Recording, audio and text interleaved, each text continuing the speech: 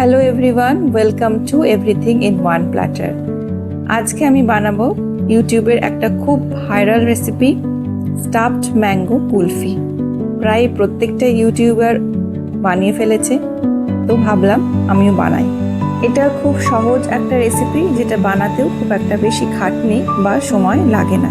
তাহলে শুরু করা যাক আজকের রেসিপি, স্টাফড ম্যাঙ্গো কুলফি। এর জন্য আমি নিয়ে নিয়েছি দুটো পাকা আম। খুব মিষ্টি দেখে নিতে হবে। প্রথমেই বোটার দিকটা কেটে নেব, তারপর ছুরির সাহায্যে একটু গ্যাপ করে নেব বীজ আর আমের মধ্যে, তারপর হাত দিয়ে আস্তে করে টেনে বের করে নিতে হবে। এই একইভাবেই আমি দুটো আম থেকেই তার বিচিকে আলাদা করে নিয়েছি। আমের আঁটি কিন্তু ফেলে দেবেন না, ওর গায়ে যে আম লেগে আছে সেটা আমরা পিউরি বানিয়ে পরে ব্যবহার করব। আর আমটাকে আমরা ফ্রিজের মধ্যে রেখে দেব সেট হওয়ার জন্য।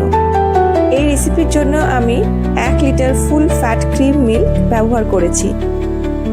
আপনারা চাইলে নর্মাল দুধ দিয়েও এই রেসিপিটা বানাতে পারেন, একই রকম টেস্টি হবে।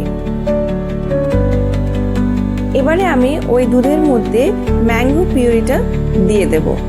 সাথে দিয়ে দেব কিছু ড্রাই ফ্রুটস, যেমন ক্যাশিউ আর আলমন্ড, যেটা আমি আগে থেকেই কুচি করে রেখেছিলাম। সাথে দিতে হবে সুন্দর ফ্লেভারের জন্য 1 টিস্পুন এলাচ গুঁড়ো। সব কিছু একসাথে মিশিয়ে নেব। এই সময় কিন্তু আমরা চিনিটা দেব না, একটু পরে মেশাবো।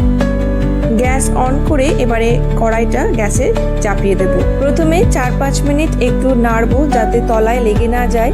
এই রান্নাতে কিন্তু সবসময় একটু চোখ রাখতে হবে, না হলে তলায় লেগে যেতে পারে বা পুড়ে যেতে পারে। 5-7 মিনিট পরে দিয়ে দেব 1 কাপ মতো চিনি। এখানে আমি হালকা মিষ্টিতে বানিয়েছিলাম, আপনারা চাইলে মিষ্টির পরিমাণ কম বা বেশি করতে পারেন। দুধের পরিমাণটা যখন 4 ভাগের 3 ভাগ হয়ে যাবে, তখন জানবেন যে আপনাদের রেডি হয়ে গেছে ক্ষীর। এখানে কিন্তু বেশি ঘন করব না। এই সময় দিয়ে দেব কয়েকটা স্যাফরন বা কেশর, যাতে রং এবং গন্ধটা সুন্দর আসে। এরপরে আর 2-3 মিনিট নাড়াচাড়া করেই আমরা গ্যাস বন্ধ করে দেব আর রেখে দেব ঠান্ডা হওয়ার জন্য। যতক্ষণ না দুধ রুম টেম্পারেচারে আসছে, ততক্ষণ কিন্তু আমরা আমের মধ্যে এটা দেব না। আমাদের ক্ষীর ঠান্ডা হয়ে গেছে, এবার আমরা আমের মধ্যে এটাকে ফিল করব। দুটো আমের মধ্যে আমরা ক্ষীর দিয়ে এটাকে পুরোটাই ভর্তি করে দেব।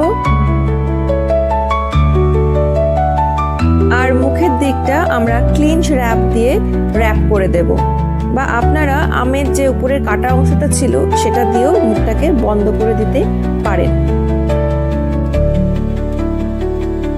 আমাদের টেস্টি ম্যাঙ্গো কুলফি কিন্তু অলমোস্ট রেডি। এখন শুধু চিল্ড হওয়ার পালা।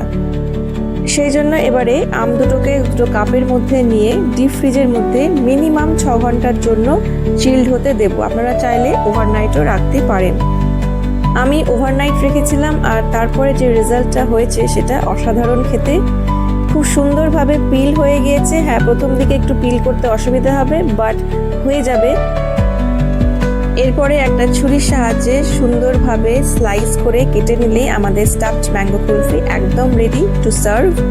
আর এই সময় কাটতে এত সুন্দর লাগে যে কি বলবো।